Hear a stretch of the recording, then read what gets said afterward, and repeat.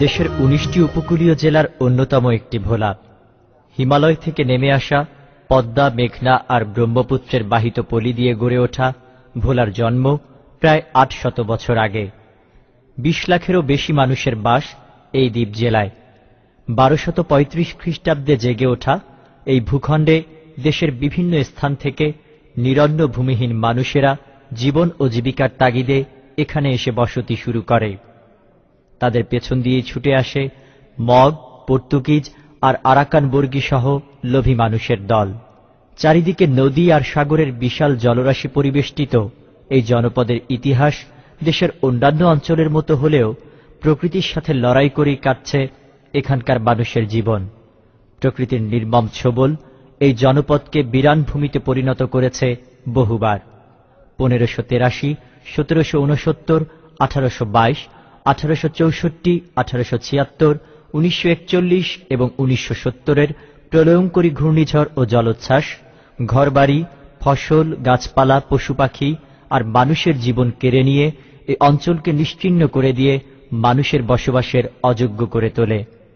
বিধ্বস্ত এই জনপদের মানুষেরা দুর্যোগকে নিত্যসঙ্গী ধরে নিয়েই নতুনভাবে শুরু করে তাদের জীবন ও জীবিকার সংগ্রাম। এই সংগ্রামে বন বিভাগ ক্ষতিগ্রস্ত মানুষের পাশে এসে দাঁড়ায়। ঝড় ঝঞ্ঝা আর জলোচ্ছ্বাস থেকে ভোলার মানুষের জানমাল রক্ষার জন্য সাগর মুখের চরাঞ্চলগুলোতে গড়ে তোলে বৃক্ষের নিরাপত্তা বেষ্টনী। যদিও ১৯৬৫ সাল থেকে বরিশাল বন বিভাগের অধীনে ভোলায় বনায়ন কার্যক্রম শুরু হয়, তবে ১৯৭০ সালে প্রলয়ঙ্করী ঘূর্ণিঝড়ের পর ব্যাপক ক্ষয়ক্ষতির ফলে স্বাধীনতোত্তর বাংলাদেশ সরকার অত্র অঞ্চলে বনায়ন কার্যক্রমের উপর গুরুত্ব আরোপ করেন। এরই ধারাবাহিকতায় ১৯৯০ সালে বরিশাল বন বিভাগ থেকে সম্পূর্ণ আলাদা হয়ে ভোলা বন বিভাগের স্বতন্ত্র দাপ্তরিক কাজ শুরু হয়। এখন পর্যন্ত ১,২৫,০০০ একর জায়গায় বনায়ন কার্যক্রম সম্পন্ন করা হলেও ভবিষ্যতে ৩,৬০,০০০ একর জায়গায় বনায়ন কার্যক্রম সম্পন্ন করার টার্গেট রয়েছে। মেঘনা, তেঁতুলিয়া আর সাগরমুখের যেসব এলাকায় নতুন চর জেগে ওঠে, বন বিভাগ সেই চরকে ধরে রাখার লক্ষ্যে সেখানে ম্যানগ্রোভ জাতের কেওড়া গাছ রোপণ করে। বন বিভাগের নিজস্ব নার্সারিতে এসব গাছের চারা উত্তোলন করা হয়। বনকর্মীরা অক্লান্ত পরিশ্রম করে ডুবোচরের লোনা পানিতে কেওড়া বাগানের সমারোহ গড়ে তোলে।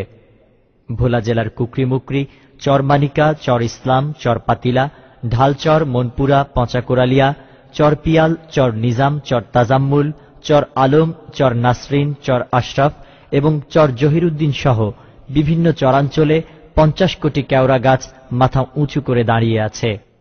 সাগর থেকে উঠে আসা ঝোড়ো হাওয়া ভোলা শহরের দিকে আসা শুরু করলে প্রথমেই বৃক্ষরাজির নিরাপত্তা বেষ্টনীর কাছে বাধাগ্রস্ত হয়ে পড়ে। ভোলার দক্ষিণ প্রান্তে বাতাসের গতিবেগ শুরুতে যদি থাকে ঘন্টায় ২০০ কিলোমিটার, তাহলে বিভিন্ন বাগানের সাথে ধাক্কা খেতে খেতে এই বাতাসের গতি ভোলার উত্তর প্রান্তে এসে দাঁড়ায় ২০ কিলোমিটারে। ফলে ভোলা শহর অনেক সময় নিরাপদ থাকে। দেখা গেছে বিগত দিনের বিভিন্ন সময়ের প্রলয়ঙ্করী ঘূর্ণিঝড় ও জলোচ্ছ্বাসের চেয়ে ৭০ পরবর্তী ১৯৮৫, ১৯৯১ ও ১৯৯৮ এর ঝড় জলোচ্ছ্বাসে এবং সুপার সাইক্লোন সিডোর, নার্গিস, বিজলি ও আইলায় ভোলায় ক্ষয়ক্ষতির পরিমাণ কম হয়েছে।